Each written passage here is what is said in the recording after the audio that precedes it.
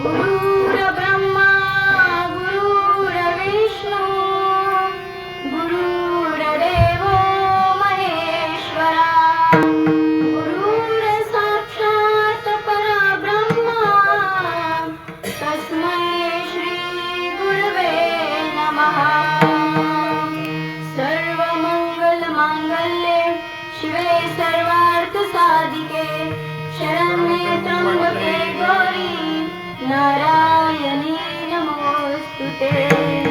महायोगपीठे तटे भीमरत्नम् वरं कुण्डलिकाय दातुं मुनिन्दे समागत्य तिष्ठं तमानन्दकन्दं परब्रह्मलिङ्गं वदे पाण्डुरङ्गम्।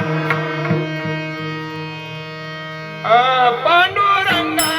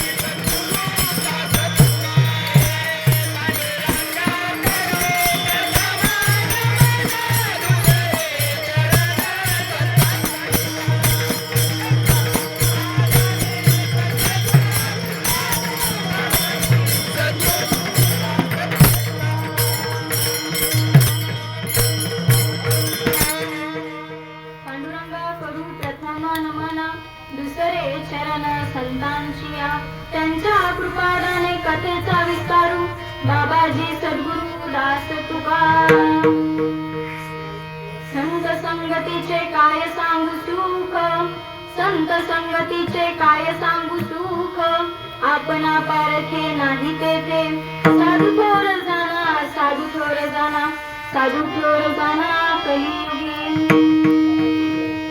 प्रस्तुत प्राप्त प्रसंगी प्राप्त स्थळी चिंतन रूपी सेवेकरिता निवडलेला अभंग भगवंताचे लाडके भक्त असणारे श्री संत नामदेव महाराजांचा 4 चरणांचा सर्वांच्या पाठाचा परिचयाचा अभंग सेवेकरिता निवडलेला आहे। या अभंगामध्ये महाराज संत संगतीचा महिमा सांगतात, पण महाराज काय सांगतात हे पाहण्यापूर्वी आपण संतांना नमन करूया। श्री संतांची पायी माथा चरणावरी साष्टांग करतसे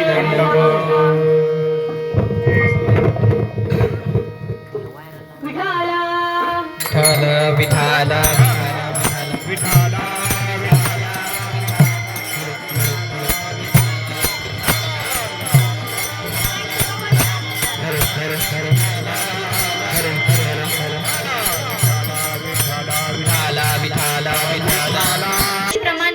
चालत असणारा अखंड हरिनाम सप्ताह वर्ष 13वे।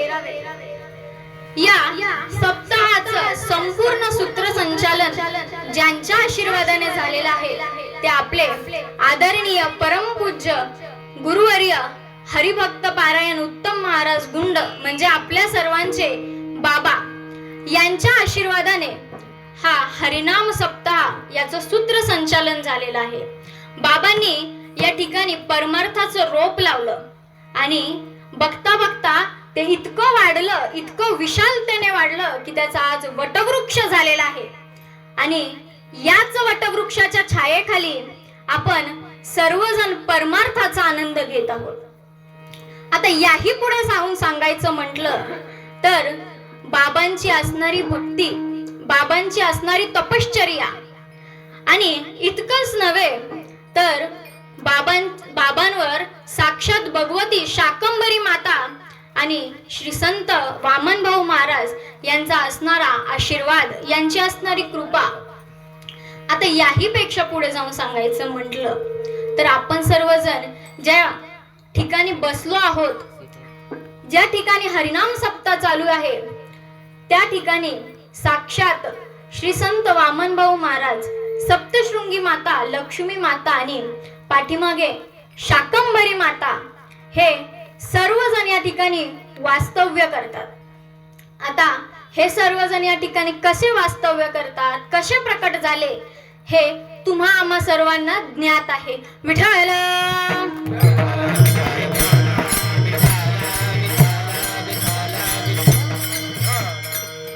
असो, आपण साधक आहोत आणि साधकाचं काम काय हो? साधना करणे. माझं कीर्तन आहे आणि तुम्ही सर्वजण शांत आहात, मला काही चैन पडणार नाही. माझ्याशी बोलायचं, बोलल्याने काय होतं हो? प्रश्न सुटतात का महिला मंडळ? सुटतात ना? सुटतात. तर तुम्ही म्हणाल आपण सर्वजण कोण आहोत? साधक आहोत. साधकाचं काम काय हो? साधना करणे. आता कलियुग चालू आहे. कलियुगामध्ये सगळ्यांना साधना करायला जमते का? नाही जमत. आपण वेळ काढतो का हो साधना करण्यासाठी? भगवंताच्या देवपूजेसाठी आपण वेळ काढतो का? नाही काढत. कारण की आपण कसे झालेलो आहोत? बिझी झालेलो आहोत, व्यस्त झालेलो आहोत संसारामध्ये. तर आपण सर्वांनी काय केलं पाहिजे? साधना केली पाहिजे. आता साधनेमध्ये पण अनेक प्रकार आहेत. तुम्ही म्हणाल नेमकी कोणती साधना करावी? तर पहिली आहे उपासना. लक्ष देऊन ऐका बरं का. पहिलं काय आहे? उपासना. आता उपासना करायची म्हटली तर ती काही सोपी नाही महाराज. वेगवेगळ्या देवांची वेगवेगळ्या पद्धतीने उपासना करावी लागते. आता तुम्ही महादेवाच्या मंदिरात गेलात आणि त्याला जास्वंदाचं पान आणि लाल कलरचं फूल घेऊन गेलात तर जमेल का हो? नाही जमणार. त्याला काय लागतं? एक बिवदळ चंदना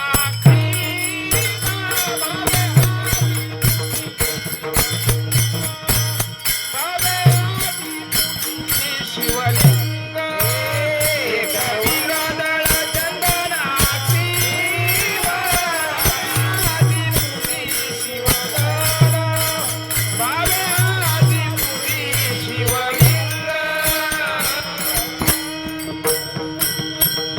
तर महादेवाला काय लागतं? बेलपत्र लागतं. लाल फूल जमतं? नाही जमत. पांढरच फूल लागतं. ही झाली महादेवाची उपासना. बरोबर. आता तुम्ही गणपतीकडे गेलात आणि गणपती म्हणला बाबा हे मोगऱ्याचं फूल स्वीकार कर. करेल का हो? नाही करणार. तुम्ही त्याला म्हटलात धर बाबा पुरणपोळीचा नैवेद्य घे खाऊन, जमेल का हो? नाही जमणार. त्याला काय लागतं? मोदकच लागतो. त्याला काय द्यावं लागतं? मग मोदकच द्यावा लागतो. आपल्याला उपासना जमणार का? नाही जमणार. ठीक आहे, त्याही पुढे जाऊन सांगते. मग तुम्ही काय करा? निष्काम कर्म करा.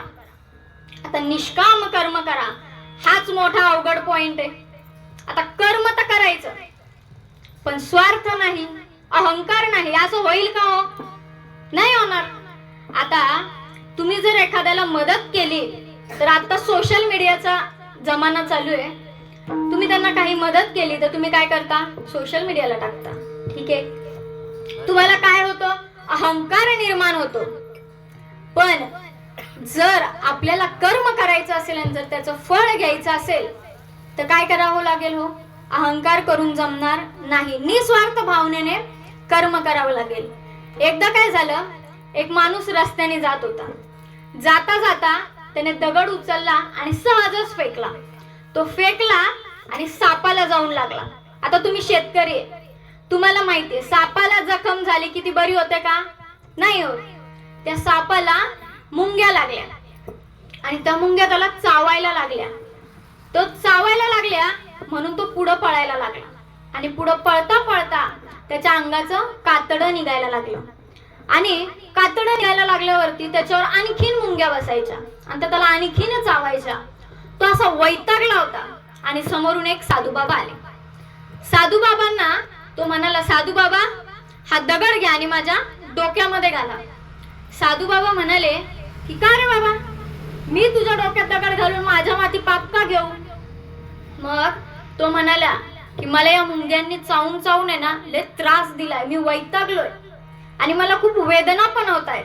तुम्ही जर डोक्यात दगड घातला तर मी मरून जाईन, मला त्या वेदना भासतील का हो? नाही भासणार. म्हणून मग साधूबाबा म्हणाले की हे तुझं या जन्मातलं फळ नाही, तू गेल्या जन्मी काहीतरी कर्म केलं असेल त्याचं हे फळ आहे. मग तो साधूबाबांना म्हणाला, साधूबाबा मला तुम्ही सांगा की मी गेल्या जन्मी कोण होतो आणि मी काय कर्म केलं.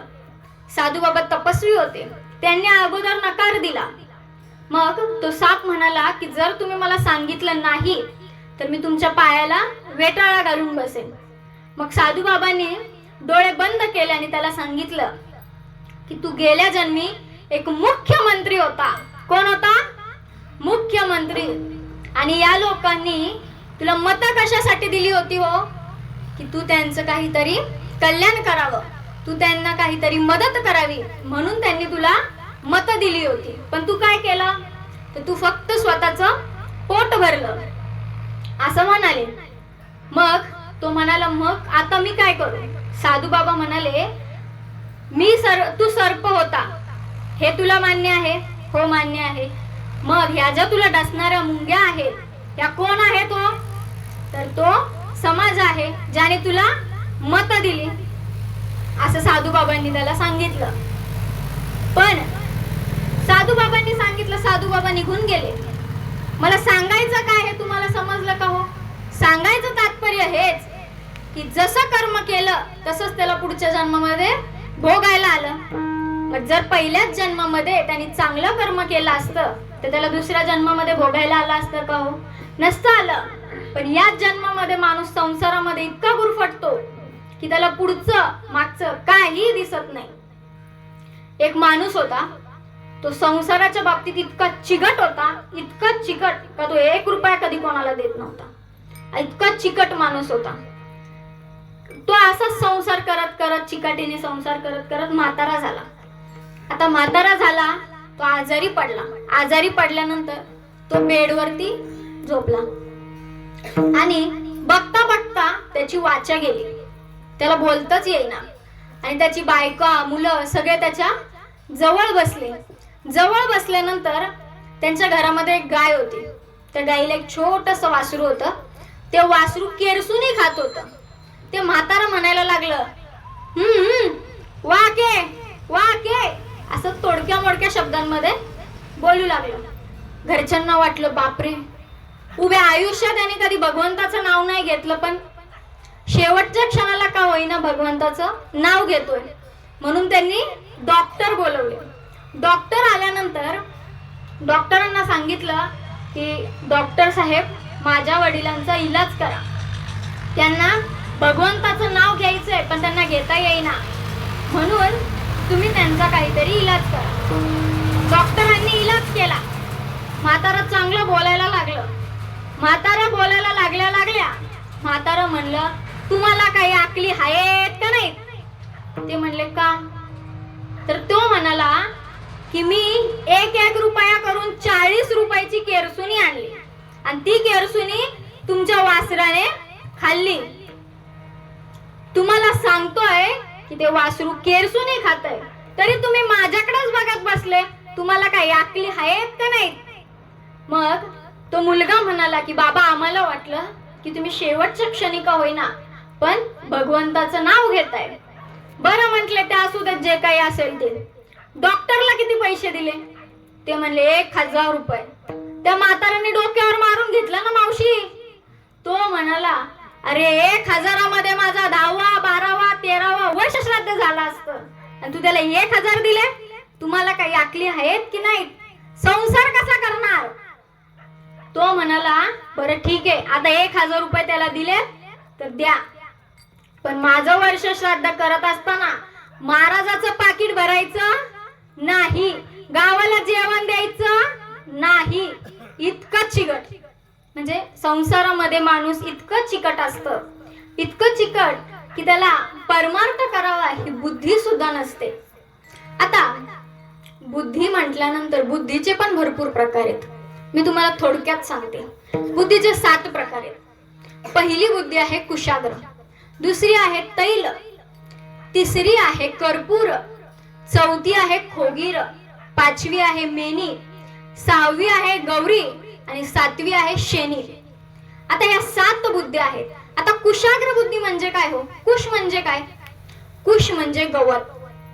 गवताचं जे टोक असतं त्या टोकाप्रमाणे सूक्ष्म आणि तीक्ष्ण असणारी बुद्धी ही ज्ञानार्जनाकरिता लागते, म्हणजे ज्ञान घेण्याकरिता लागते.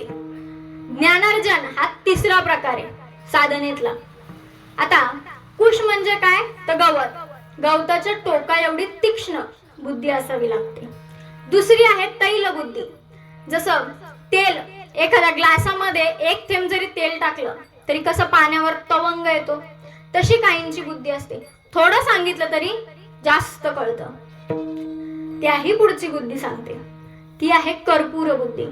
जर तुम्ही ओरिजिनल कापूर बघितला, एका हातामध्ये कापूर घ्यायचा आणि एका हातामध्ये दिवा घ्यायचा आणि तो कापूर दिव्याच्या जवळ न्यायचा.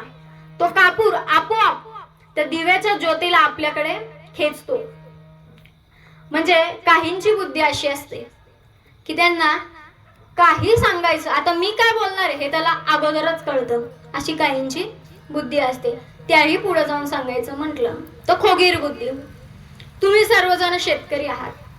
तुम्ही जर समजा एखाद्या धान्याच्या दुकानामध्ये गेलात, धान्य जर तुम्हाला नमुना म्हणून दाखवायचं असेल तर ते लोक जे साधन वापरतात त्याला खोगीर म्हणतात. ते काय करतात हो?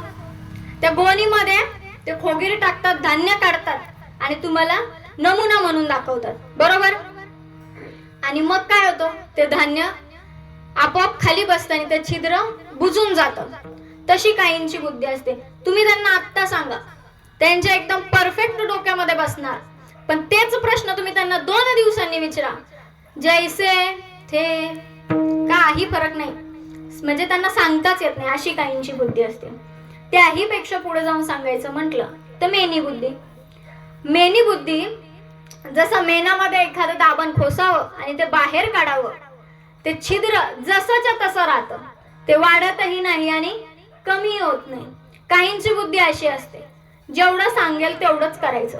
आपल्या मराठी भाषेत म्हणायचं म्हटलं तर सांग काम्या आणि ऐक नाम्या. असं जेवढं सांगू तेवढंच करणार, त्यापेक्षा पुढे जास्त जाऊन करणार नाही आणि त्यापेक्षा मागेही जाऊन विचार करणार नाही. अशी काहींची बुद्धी असते. ठीक आहे, आता इथपर्यंत बुद्ध्या ठीक होत्या, चांगल्या होत्या. पुढची बुद्धी मेनी बुद्धी, गौरी बुद्धी. आता गौरी बुद्धी, आता तुम्हाला माहिती आहे, ज्यावेळेस तुम्ही चूल पेटवता त्यावेळेस आपल्याला काय लागतं? गौऱ्या लागतात शेणाच्या. जर तुम्ही त्या शेणाच्या गौऱ्या पेटवल्या तर त्यांचा जाळ होतो का हो? नाही होत. ते विजतात का लगेच? नाही विजत. काय होतं? त्यांचं धुपत राहतात. म्हणजे त्यांच्या गौऱ्या मसण्यात गेल्या तरी ते धुपतच राहतात. अशी काहींची बुद्धी असते. बरं ठीक आहे, इथपर्यंत पण ठीक होतं, चांगली बुद्धी होती. त्याही पेक्षा पुढची म्हणजे शेणी बुद्धी. आता एक शहरातली मुलगी गावाकडे लग्न करून आली. आता गावाकडे लग्न करून आल्यानंतर चुलीवर स्वयंपाक असतो, बरोबर? बरोबर का महिला मंडळ? आवाज नाही येते, बरोबर का? बोला. हा, आहेत जागे आहेत. म्हणजे काय करायचं असतं? चुलीवर स्वयंपाक करायचा असतो. आता सून घरात आली की सासूचं काय काम असतं? मैत्रिणीकडे जायचं, बरोबर? मग तशी शहरातली सून गावामध्ये येते आणि तिची सासू मैत्रिणीकडे जाते. मैत्रिणीकडे गेल्यानंतर ती सून बिचारी आपली कालवण करत असते आणि तेवढ्यात चुलीतल्या गौऱ्यात संपतात. अर्धी भाजी शिजते, अर्धी भाजी कच्ची राहते. ती पोरगी हुशार असते, शिकलेली. ती डोकं लावते. ती म्हणते शेण का गौऱ्या कशापासून बनतात हो? शेणापासून. बरोबर, शेणापासून गौऱ्या बनतात. तिच्या समोर शेण पडलेलं असतं. ती घमेला घेऊन जाते, घमेला भरून शेण आणते, कढई उतरून ठेवते आणि विचार करते. गौऱ्या शेणाच्या असतात, मग चुलीत शेणच टाकू. घेते घमेला, कर पालथ. केलं पालथ. आता ती चूल जगेल का मरेल? विझलच ना. अशी काहींची बुद्धी असते, म्हणजे सांगणाऱ्याची अक्कल बंद, पुढचं काही सांगूच शकत नाही त्यांना. अशी काहींची बुद्धी असते. बरं, बुद्धी आहे, तुम्ही ज्ञानार्जन केलं. ज्ञानार्जन करण्यासाठी बुद्धी कशी असावी लागते? सूक्ष्म असावी लागते. बरोबर, ज्ञानार्जनाकरिता बुद्धी सूक्ष्म असावी लागते. पण का असावी लागते? कारण की ज्ञान ही काही साधी गोष्ट नाहीये महाराज. ज्ञान काय आहे? तर वाघिणीचं दूध आहे. आणि वाघिणीचं दूध म्हटल्यानंतर ते तुम्ही स्टीलच्या पातेल्यात जाणार का हो? जमणारच नाही, शक्यच होणार नाही. तुम्ही ते स्टीलचं पातेलं जर घेऊन गेले तर त्याला छिद्र नाही पडणार का? माझं खोटं वाटतंय तर तुमच्या परिसरामध्ये भरपूर वाघ आहे. तुम्ही प्रयोग करून बघा. उद्या जा, वाघ घेऊन या, त्याचं दूध काढा आणि ते दूध ती वाघीण तुम्हाला कशात देते ते मला सांगा. जमल ना? फोन करून सांगा बरं का मला, दूध कशात काढलं तुम्ही ते. म्हणजे वाघिणीचं दूध हे कसं आहे? ज्ञान हे कसं आहे? तर वाघिणीच्या दुधासारखं आहे. ते कशात येईल का हो? तर नाही. ते सुवर्ण पात्रातच येईल, त्याला सोन्याचंच पात्र लागणार. पण आता संतांच्या संगतीमध्ये जाण्यासाठी तुम्हाला ज्ञानाची गरज नाही, तुम्हाला साधनेची गरज नाही, तुम्हाला कर्मधर्माची गरज नाही. तुम्हाला फक्त कशाची गरज आहे? तर भक्तीची आणि भावाची गरज आहे. तरच तुम्हाला संत भेटू शकतात. आता संत भेटण्यासाठी कोणत्या देवळात जावं लागतं का हो? तर नाही जावं लागत, सहजच संत भेटतात. तर एकदा काय झालं, नामदेव महाराज आणि ज्ञानदेव महाराज माऊली दोघं जण तीर्थयात्रेला निघाले. तीर्थयात्रेला निघाल्यानंतर ते तीर्थयात्रा करून आले. तीर्थयात्रा करून आल्यानंतर नामदेव महाराजांना एका साधकाने प्रश्न विचारला की काय हो नामदेव महाराज, तुम्ही तर विठ्ठलाला सोडून एक क्षण कुठे जात नाही, एक दिवस कुठे जात नाही. तुम्ही तर तीर्थयात्रा करून आले आणि ते पण संतांसोबत जाऊन. तर या संतांनी तुम्हाला काय दिलं हो? काय सुख मिळालं तुम्हाला संतांच्या संगतीमध्ये? हेच महाराजांनी अभंगाच्या प्रथम चरणात सांगितलं. संत संगतीचे काय सांगू सुख,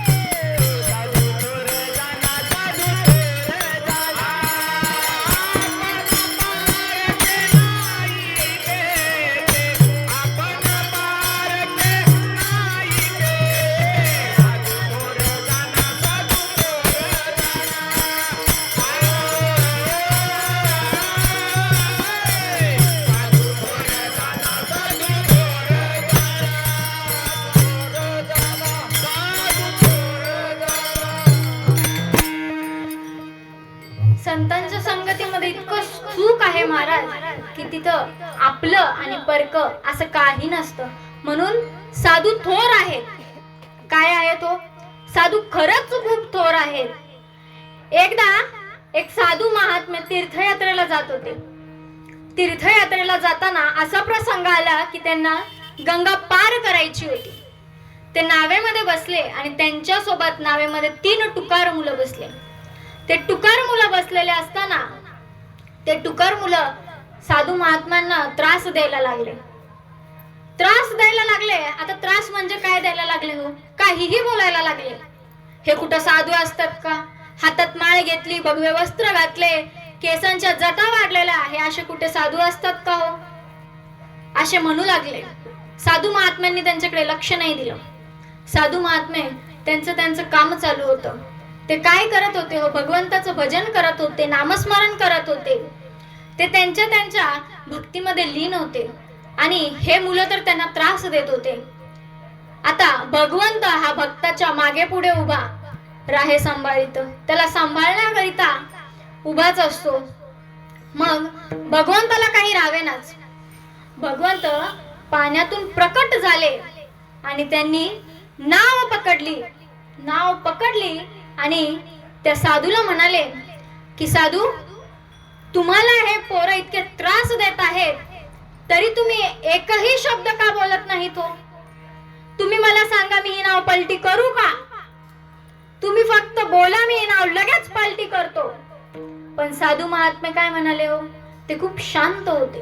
त्यांनी शांतपणे सांगितलं की भगवंता, ही नाव पलटी करण्यापेक्षा तू यांचं मन पलटी कर. आता भक्ताच्या शब्दापुढे भगवंताचं काहीच चालत नसतं. म्हणून भगवंताने नाव पलटी करायच्या ऐवजी त्यांचं मन पलटी केलं. आता मन पलटी केल्यानंतर काय झालं? तर ती 3 टुकार मुलं जे साधूंना चिडवत होते तेच भगवंताचं नामस्मरण करू लागले, गाऊ लागले. म्हणजे साधू संत ह्या कलियुगामध्ये थोर आहेत. आता थोर तर आहेतच साधू संत, पण साधू संत आपल्याला भेटण्याकरिता किंवा आपण त्यांचा उपदेश ऐकण्याकरिता साधू संतांनी आपल्याला एकदा तरी पाहावं लागतं किंवा आपल्या दारावरून तरी त्यांनी जावं लागतं. आणि जर साधू संत असे असतात महाराज की ते कुठे भेटत नाहीत. ते चालता चालता एखादा शब्द बोलतात आणि तो शब्द म्हणजे काळ्या दगडावरची पांढरी रेख असते, आपलं अख्खं आयुष्य बदलून टाकतो. आणि त्यांचा पडलेला शब्द झेलणं हा आपल्यासाठी एक उपदेश असतो. मग एकदा एक साधू महात्मे परिक्रमा करत होते आणि परिक्रमा करत असताना ते एका शेतकऱ्याच्या घरी गेले. आता चालत चालत जात असताना त्यांचा नियमच होता की एका ठिकाणी विश्रांती करायची आणि पुन्हा मजल दर मजल चालत जायचं. असे करता करता ते एका शेतकऱ्याच्या घरी गेले आणि शेतकऱ्याला म्हटले की शेतकरी दादा, मला राहण्याकरिता आजच्या दिवस जागा मिळेल का? तर तो शेतकरी थोडा भक्तिभावाने भरलेला होता, थोडा अंतकरण त्याचं चांगलं होतं. म्हणून तो म्हणाला की ठीक आहे साधू महाराज, मी तुम्हाला राहायला जागा देतो. तो धार्मिक असल्यामुळे त्यांनी साधू महाराजांना जागा दिली, थोडा कोरडा शिदा दिला आणि साधू बाबांनी तो स्वयंपाक केला आणि थोडा स्वयंपाक नैवेद्य म्हणून, प्रसाद म्हणून त्या शेतकऱ्यालाही दिला. त्या शेतकऱ्याने आणि त्याच्या पत्नीने तो शिदा, जो प्रसाद दिलेला होता, तो प्रसाद खाल्ला आणि विश्रांती केली. दुसरा दिवस उजडला. साधू महाराजांना पुन्हा आपली परिक्रमा करायची होती. मग ते जाता जाता त्या शेतकऱ्याला भेटले. साधू महाराजांच्या लक्षात आलं की हा धार्मिक आहे. आता धार्मिक आहे म्हटल्यानंतर साधू महाराजांनी सांगितलं की बाबा, तू काहीतरी नित्य नियम केला पाहिजेस. तर तो शेतकरी म्हणाला की बाबा, मला नित्य नियम करण्यासाठी वेळच भेटत नाही. मी असं सकाळी उठतो आणि शेतामध्ये येतो, पुन्हा शेतातून घरी जातो आणि विश्रांती करतो. मला शेती करता करता, माझा व्यवसाय करता करता काही साधना करता आली तर सांगा, काही नित्यक्रम करता आला तर सांगा. साधू बाबा म्हणाले, बरं तुझ्या आसपास कोण राहतं? तर तो म्हणाला की माझ्या शेजारी कुंभार राहतो. बाबा म्हणाले, ठीक आहे, तू काय करायचं, रोज त्या कुंभाराच्या घरी जायचं आणि त्याला रामराम घालायचा, त्याचं तोंड पाहायचं आणि त्याला रामराम घालायचा, असा नित्यक्रम कर. पण तू त्याचं तोंड पाहत असताना तुला त्याच्यामध्ये श्याम सुंदर पाहायचं आहे. कोण पाहायचं आहे? तर पांडुरंग परमात्मा पाहायचा आहे. आणि तुला त्याला नमस्कार करून पुन्हा घरी यायचं आहे आणि तुझ्या कामाला सुरुवात करायची. महाराज, नित्य नियम हा आयुष्यामध्ये खूप महत्वाचा असतो. तुम्ही कोणताही नित्य नियम करा, भांडणाचा करा, पण भांडणाचा जरी केला तरी व्यवस्थितच झाला पाहिजे. रोजच्या रोज, हा बाबा आज हिच्या घरी जायचं आणि भांडण करून यायचं, असा नित्य नियम हा झालाच पाहिजे. आता तुम्हाला सर्वांना माहितीच आहे, आपल्या बाबांचा एक फेमस दृष्टांत आहे. कोणता आहे हो? तो दगडाचा. तो माणूस दगड मारतो आणि रामराम म्हणायला लावतो. हा दृष्टांत तुम्हा सर्वांना माहित आहे. तर तसा काहीतरी नित्य नियम पाहिजे. तर एकदा काय झालं, मी कीर्तनाला गेल्यानंतर आम्ही जेवायला बसलो. आम्ही सर्वजण जेवायला बसल्यानंतर एक सासूरवाशीण माझ्याकडे आली, म्हणजे एक सून माझ्याकडे आली. ती म्हणाली की ताई, माझी सासू माझ्याशी रोज भांडते. तर मी म्हणालो, का बाई, का भांडते? काही कारण असेल ना. ती म्हणाली की तिची मैत्रीण माझ्या घरी येते आणि माझ्या सासूला काहीतरी कानमंत्र देते आणि माझी सासू भांडायला सुरुवात करते. असा हा तिचा नित्य नियम आहे. ती रोज असं करते. रोज सकाळी येते, माझ्या सासूला सांगते आणि ती निघून जाते. माझी सासू नंतर माझ्याशी भांडण करते. असं म्हटल्यानंतर मी म्हणाले, ठीक आहे, तू एक काम कर, तू राख घे. ती म्हणाली, ताई राख कशी, कागद जाळून करायची का? तर मी म्हणाले, कशाची करायची राख? ती म्हणाली, राख कागद जाळून राख करतात का? तर आपले महाराज म्हटले, हिच्या बापाने कागद जाळून राख केली होती का? राख कशाची करतात हो? राख अगरबत्तीची करतात किंवा चुलीमधली असते, ती घ्यायची असते. मी तिला म्हटलं की कागद जाळू नको, चुलीमधली राख घे आणि तुझी सासू ज्या वेळेस काही बोलेल त्यावेळेस त्या राखेचा बुकमा तोंडामध्ये ठेवायचा. मी सांगितल्याप्रमाणे तिने केलं. दुसऱ्या दिवशी घरी गेली. तिला माहिती होतं नित्यक्रम, ती येणार, आपल्या सासूला सांगणार, मग भांडण होणार.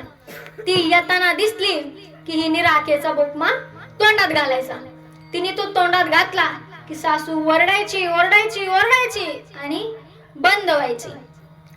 असं करता करता 3-4 दिवस गेले. 3-4 दिवसाने तिची सासू वैतागून कंटाळून शांत बसली. का शांत बसली हो? कारण की तिला माहिती होतं आपण हिला एकटेच शिव्या देतोय, ही समोरून काही बोलतच नाहीये. म्हणून असं करता करता त्यांची भांडणं मिटली. पण नित्यक्रम सांगायचं काय होतं, नित्यक्रम महत्वाचा आहे. नित्यक्रम हा माणसाच्या आयुष्यामध्ये असला पाहिजे. तर या शेतकऱ्याला सांगितलं होतं की तू नित्यक्रम कर. त्याचा नित्यक्रम काय होता? कुंभाराकडे जायचं, त्याला पाहायचं, रामराम घालायचं आणि कामाला सुरुवात करायची. असं करता करता त्याचा नियम सुरू झाला. एक दिवस तिथे तो घरी गेल्यानंतर, त्या कुंभाराच्या घरी गेला आणि तिथे गेल्यानंतर तो कुंभारच नव्हता, तिथे त्याची बायको होती. तो बायकोला, त्या कुंभाराच्या बायकोला म्हणाला की काय हो ताई, तुमचे पतिदेव कुठे गेले? ती म्हणाली की ते शेजारच्या शेतामध्ये माती खाणायला गेले. मग तो म्हणाला, कुठे येते शेत, मला दाखवा. असं म्हणाल्यानंतर त्याला पत्ता दिला. तो त्या शेताकडे गेला. आपला हा कुंभार माती खोदत होता, पण खोदता खोदता त्याला काहीतरी लागलं. त्याला 2 सोन्याचे हांडे लागले आणि हे त्याने पाहिलं. त्यांनी तोंड वर केलं, इकडे तिकडे पाहिलं की आपल्याला कोणी पाहतंय की नाही. असं पाहायला तोंड वर केल्यानंतर तिकडून त्या शेतकऱ्याने आवाजच दिला, ओ कुंभार दादा, इकडं पहा, इकडं. मग त्या कुंभार दादाने मागे फिरल्यानंतर त्याला शेतकऱ्याचा नित्यक्रम काय होता, दर्शन घ्यायचं आणि जायचं. शेतकऱ्याने त्याचं तोंड पाहिलं, त्याला रामराम घातला आणि तो निघाला. कुंभाराला वाटलं की याने काय पाहिलं, माझ्या हंड्या पाहिले, आता हा गावामध्ये काय करणार हो, बोंबा बोंब करणार असं त्याला वाटलं. म्हणून त्याने काय केलं, आपला शेतकरी घरी आला, जेवायला बसला, तेवढ्यात कुंभार मागूनच आला आणि येताना तो सोन्याचा हंडा घेऊन आला आणि हंडा झाकून आणल्यानंतर तो त्या कुंभार दादा त्या शेतकऱ्याला म्हणाला की हा घ्या हंडा. तो शेतकरी म्हणाला हे मला कशाला. तो म्हटलं तुम्ही मला पाहिलं ना म्हणून. तो म्हणतो हा माझ्या मनी नाही ध्यानी नाही, मी कुठं तुम्हाला पाहिलं. मग तो कुंभार म्हणाला की अहो तुम्ही मला सोनं काढताना पाहिलं ना. तो म्हणाला नाही नाही, माझा नित्यक्रम होता की यायचं, तुमचं तोंड पाहायचं, तुम्हाला रामराम घालायचा आणि निघून जायचं, असा मला माझ्या साधूंनी उपदेश केलेला आहे. नित्यक्रम हा महत्वाचा असतो. नित्यक्रम केल्यामुळे काय झालं, दोन फायदे झाले. एक, साधूंचं ऐकलं आणि नित्यक्रम केला म्हणून त्याला सोन्याचा हंडा भेटला. आणि दुसरं म्हणजे साधूंनी उपदेश केला, हा त्याने ऐकला म्हणून त्याला काय झालं, साधूंची संगत प्राप्त झाली, साधूंचं सोबत प्राप्त झालं. आपल्या कलियुगामध्ये साधू खूप थोर आहेत. का थोर आहेत हेच महाराजांनी अभंगाच्या साधू थोर जाना, साधू थोर जाना, साधू थोर जाना, साधू थोर जाना, साधू थोर जाना, साधू थोर जाना, साधू थोर जाना, साधू थोर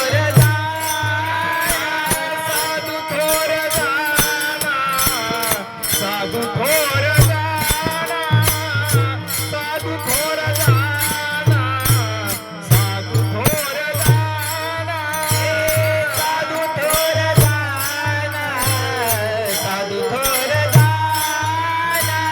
साधू थोर जाना, साधू थोर जाना, साधू थोर जाना, कलियोगी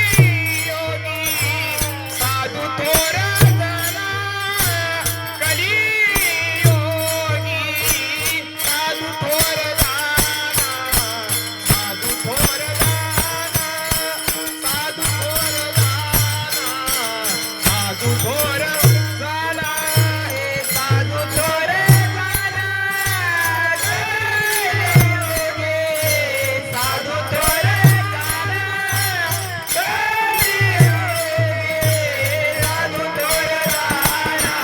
साधू थोर जाना, साधू थोर जाना, साधू थोर जाना, साधू थोर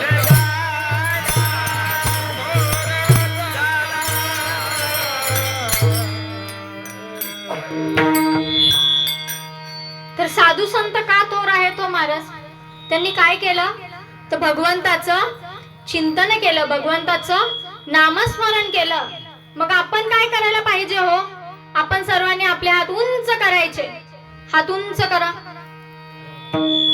आणि आपणही भगवंताचं स्मरण करूया. विठोबा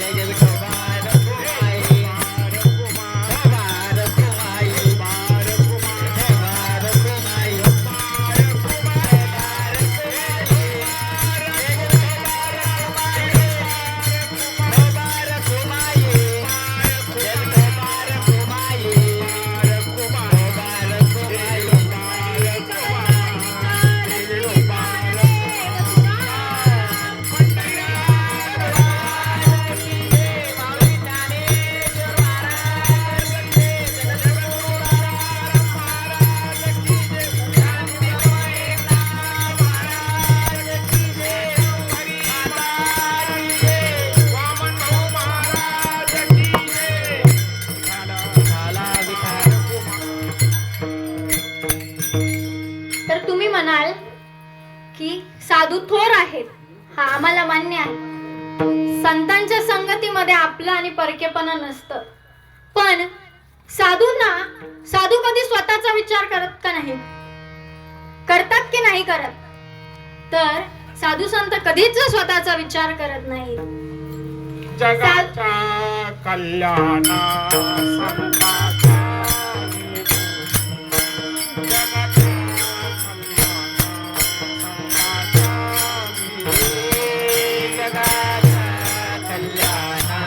संताचा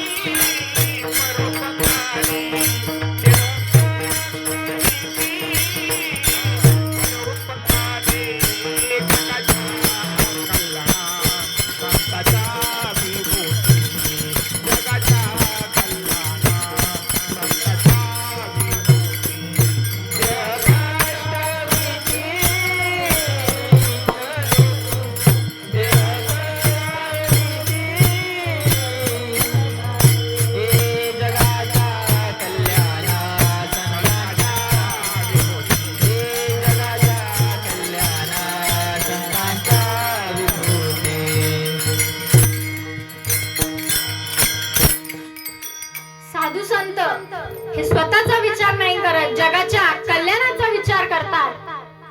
आता साधू तर ठीक आहेत, साधू खरंच कल्याणाचा विचार करतात. पण आत्ताचे साधू करत होते का हो? आत्ताचे साधू दुसऱ्याच्या कल्याणाचा विचार नाही करत, स्वतःच्या कल्याणाचा विचार करतात. आता कसा विचार करतात हो? तर आता तुम्हाला जर साधू घरी आणायचे असतील तर तुम्हाला काय करावं लागतं? पैसे द्यावे लागतात साधूंना घरी आणायला. मग साधू स्वतःच्या कल्याणाचा विचार करतात की दुसऱ्याच्या? स्वतःच्या. तर एक शहरात राहणारा माणूस होता, तो कामावर जायचा आणि घरी यायचा. पण जाताना त्याला एक रस्त्यामध्ये आंधळा लागायचा. तो त्या आंधळ्याला पैसे द्यायचा आणि पुढे जायचा. एक दिवस त्याने त्या आंधळ्याला 10चा ठोकळा दिला. त्या आंधळ्याच्या हातामध्ये 10चा ठोकळा पडला. तो आंधळा म्हणतो की बाबा 10चा ठोकळा चालत नाही, नोट लागते, नोट दे. मग त्या माणसाने विचारलं की तू तर आंधळा आहेस, तुला काय माहिती हा 10चा ठोकळा आहे म्हणून? तो म्हटला तुम्हाला मी एक सांगतो, कोणाला सांगू नका. तो म्हणाला बरं सांग. तो आंधळा म्हणतो जर एखादा कीर्तनकार दरवर्षी एकाच ठिकाणी कीर्तन करत असेल आणि अचानक त्याला दुसरी तारीख आली तर तो जसा बदली कीर्तनकार पाठवतो तसा मी बदली आंधळा आहे. तो म्हणाला ठीक आहे, तू बदली आंधळा आहेस, मग जो रोज इथे आंधळा असतो तो कुठे गेला? तर तो म्हणतो बाबा जो इथं रोज आंधळा असतो तो कुठे गेला? तर सिनेमा पाहायला गेला. आता हा खरा आंधळा होता का हो? आंधळा असता तर तो सिनेमा पाहायला गेला असता का? म्हणजे असा कोण असतो? असे खोटारडे लोक असतात जो फक्त स्वतःचा विचार करतात. तो आंधळा नव्हता तरी त्याने आंधळ्याचं सोंग केलं. साधू काही खरे असतात, काही खोटे असतात, बरोबर आहे. पण खरे साधू हे कधीच स्वतःचा विचार करत नाहीत. एक साधू बाबा रस्त्याने चालले होते, त्यांना कुत्र्याने चावलं. त्यांना कुत्र्याने चावल्यानंतर त्यांच्या पायामधून रक्त येऊ लागलं. एका मुलाने त्यांना विचारलं की बाबा तुमच्या पायाला कुत्र्याने चावलंय, तुम्ही त्या जखमेवरती मलम तरी लावा. मग ते म्हणाले की अरे हे जे माझं नाहीच आहे त्याच्यासाठी मी का कष्ट करू? हा कोणाचा आहे? हे शरीर कोणाचं आहे? तर भगवंताचं आहे. हे काळाचे धन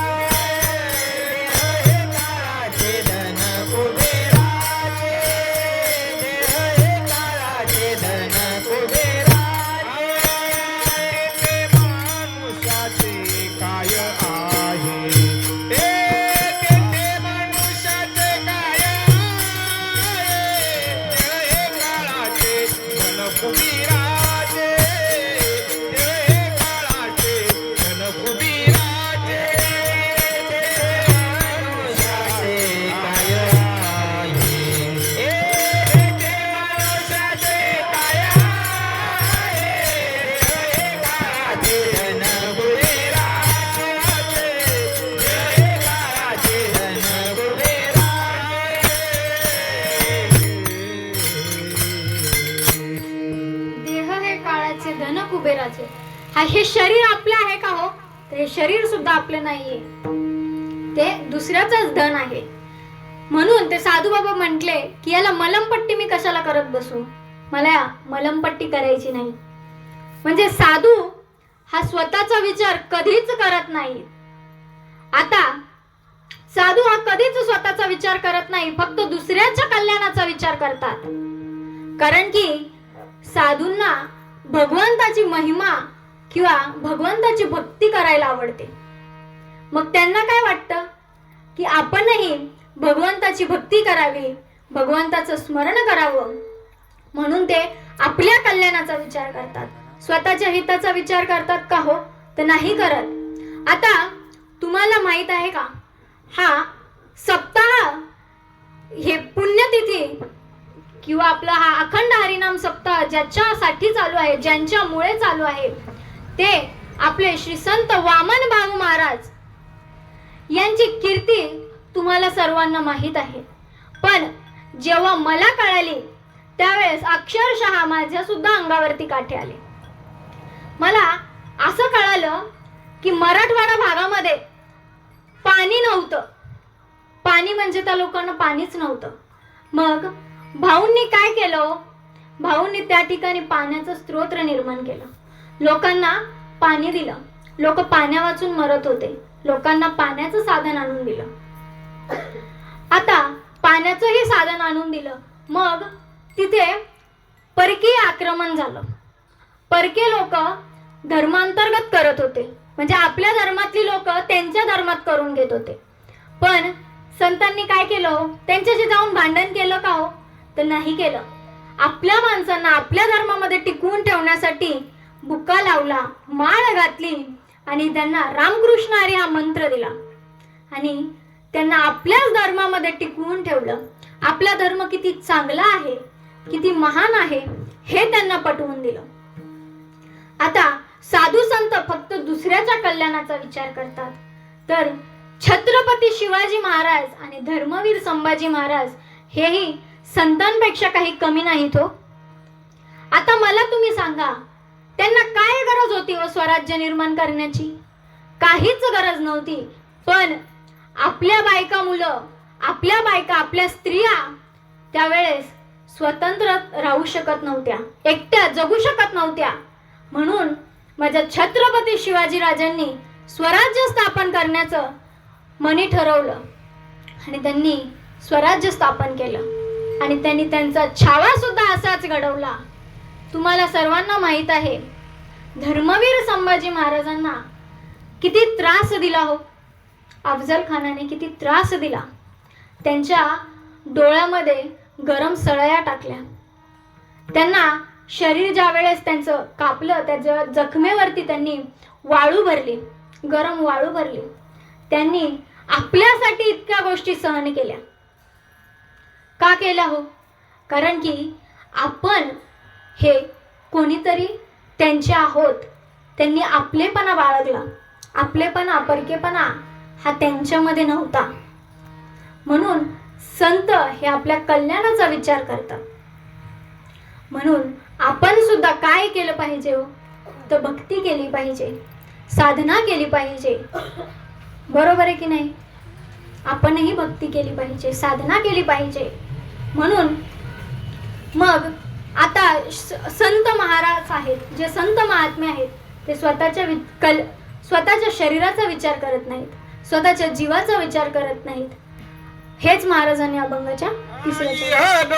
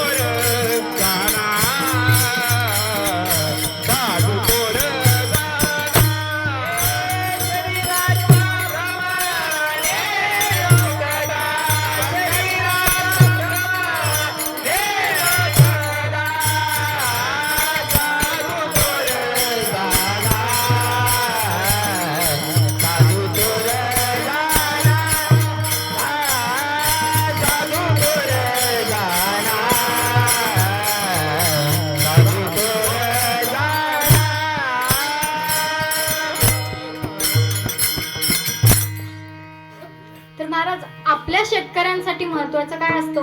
कोणता प्राणी महत्वाचा आहे? तर गाय. गाय हा प्राणी आपल्यासाठी खूप महत्वाचा आहे. एक मीडियावाला, एक पत्रकार एका साधूंना विचारतो की साधू बाबा, दूध कसं आहे? प्रश्न नीट लक्ष देऊन ऐका. दूध कसं आहे आणि कोणाचं दूध चांगलं आहे, गाईचं की म्हशीचं? तर साधू बाबा म्हणतात की म्हशीचं दूध उत्तम आहे. तो म्हणतो, जर म्हशीचं दूध उत्तम आहे मग तुम्ही गाय का पाळली?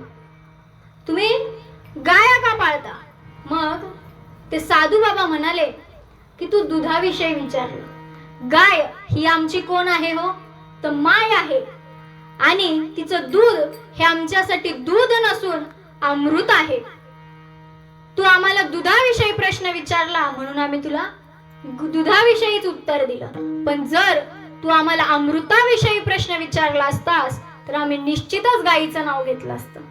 आपल्या महाराष्ट्रामध्ये अशी पद्धत आहे की बाळ जन्माला आल्यानंतर त्याला गायीचं दूध पाजलं जातं. गायीचं दूध इतकं पवित्र आहे की गायीच्या दुधामध्ये इतकी ताकद आहे की आपण विठ्ठल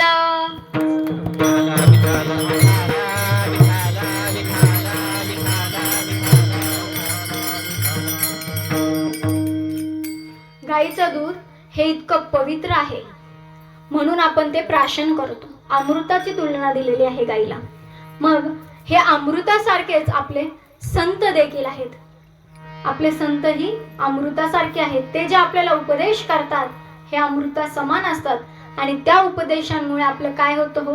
कल्याण होतं. हेच महाराजांनी अभंगाच्या शेवटच्या चरणात सांगितलं. मामा म्हणे गाय दुधलोक,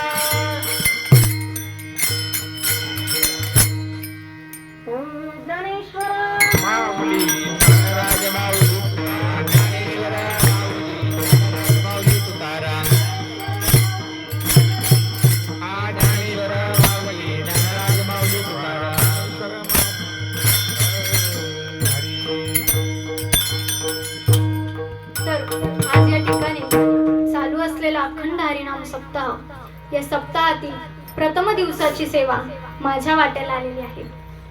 आणि ही सेवा भाऊंनी माझ्या एकटीकडून नव्हे तर आमच्या सर्व वात्सल्य आध्यात्मिक वारकरी शिक्षण संस्था, अनाथ आश्रम व वृद्धाश्रम या वृद्धाश्रमामध्ये शिकत असलेल्या प्रत्येक बालकाकडून आणि वृद्धाश्रमामध्ये कार्यरत असणाऱ्या प्रत्येकाकडून त्यांनी ही सेवा करून घेतली.